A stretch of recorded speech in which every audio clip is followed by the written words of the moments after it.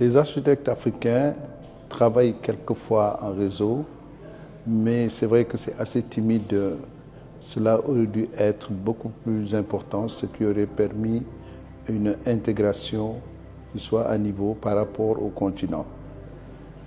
Il est dommage qu'on s'enferme dans des schémas traditionnels où de petits cabinets continuent à être implantés dans les différents pays. Et l'avenir étant dans le regroupement, l'Afrique, les architectes africains doivent travailler dans le réseau des architectes, mais surtout se regrouper et avoir des réponses quand même communes par rapport à certaines questions, selon les différentes zones du continent. À cet effet, le Sénégal étant conscient de cette situation, a cherché à regrouper les Africains pour qu'on puisse discuter des problèmes du continent, tant de l'architecture, de l'urbanisme, de l'environnement et de l'intégration, je dois dire, paraprofessionnelle des architectes, et parler d'une voie commune. À cet effet, nous allons organiser le symposium des architectes africains à Dakar les 22, 23 et 24 mai pour pouvoir parler de toutes ces questions et donner des voies et des solutions, voire des recommandations aux États pour qu'ils puissent les appliquer dans leurs différents pays, dans les différents domaines. Et le Sénégal a lancé aussi l'idée du Bakou.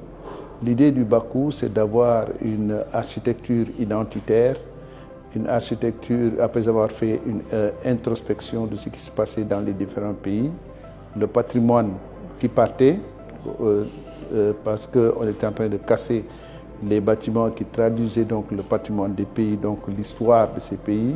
Il y a des aménagements qui se faisaient et qui se font d'ailleurs où on ne tient pas compte de l'avis des architectes, surtout le cas des PPP.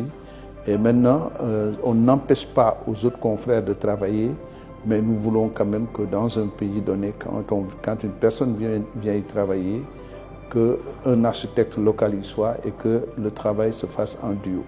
Et l'ouverture sera plus importante et on aura moins de barrages. Et l'exemple typique, c'est le cas de l'UMOA, où donc les États de l'UMOA maintenant ont mis en place avec les nouvelles procédures de l'UMOA, la transposition des textes, donc la libre circulation des personnes et des biens.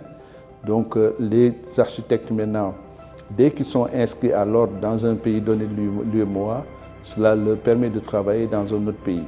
Donc l'Interland ne devient plus tout simplement des pays de 15-20 millions d'habitants, mais c'est toute une zone de l'UMOA où l'architecte peut travailler, développer ses idées et justement être plus performant.